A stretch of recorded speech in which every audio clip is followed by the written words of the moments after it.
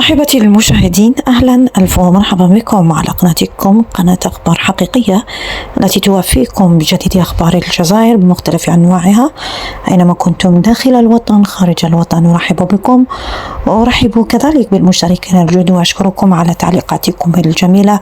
أحبكم جميعا في الله، أختكم في الله دون أن أراكم تسكنون القلب. ألف مرحبا. حملة هجوم شرسة شنت اليوم على مواقع التواصل الاجتماعي عن طريق التعليقات التي انتشرت وألهبت المواقع بحد ذاتها. هذا الشاب الذي أمامكم على الشاشة يدعي أنه مغني راب، مغني آخر زمان.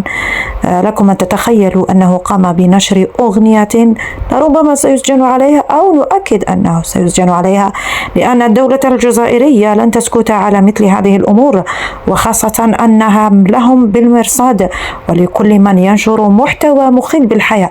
هذا الشيء الذي أسعد كل الجزائريين، فحين يخطئ أي شخص فمصيره السجن، ونرى ذلك ويوثق ذلك عن طريق أخبار في قنوات الشروق والنهار. أيضا تم إدخال العديد من المؤثرين أو الذين يدعون أنهم مؤثرين، الذين يؤثرون بالسلب على أطفالنا ومراهقين، ادخلوهم السجن بسبب فيديوهات مخلة بالحياة انتشرت على منصات التيك توك. أما بالنسبة لما يخص هذا المغني الذي يدعى مهدي على ما أظن، لكم أن تتخيلوا أنه قام بنشر أغنية ويشبه فيها فتاة في شارع بالسيدة حليمة السعدية مرضعة رسولنا الكريم عليه الصلاة والسلام. بمجرد أن أقول هذا الشيء حقا أستحي حتى لذكره، فما بالكم هو الذي استعمل كلمات بذيئة ضد السيدة حليمة السعدية مرضعة سيدنا الرسول سيد الخلق عليه الصلاة والسلام. بهذا الحد وصلت بكم الدناءة والرذالة، أنتم حقا حثالة المجتمع. أقولها وأعيدها من هذا المنبر، أنتم أيها المغنيون حثالة المجتمع، تقومون بنشر الفساد وتنشرون فساد الأخلاق وتنشرون السيئات بين الناس، وستبقى أغنياتكم إلى يوم تقوم القيامة.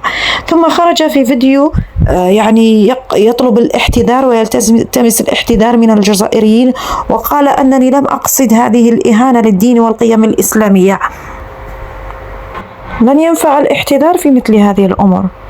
تأكد أنك ستسجن وستكون الدولة لك بالمرصاد، وإن لم يقوموا بالواجب نحو هذا الحثالة ستنتشر حثالة أكثر وأكثر، وسيستمر الجيل في الفساد. إلى أين أنتم ذاهبون وأين تريدون الوصول؟ فكل الدنيا فانية وكلكم موتى وكلنا راحلون، فاحذروا واحذروا من هذه التصرفات.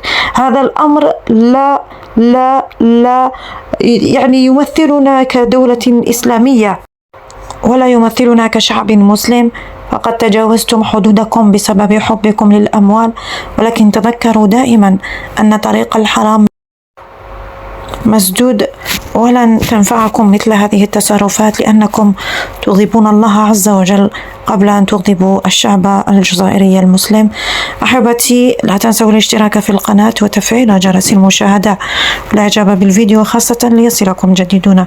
اللهم صل وسلم وبارك على سيدنا محمد عليه خير الصلاة وأزكى السلام. أحبكم في الله، إلى اللقاء.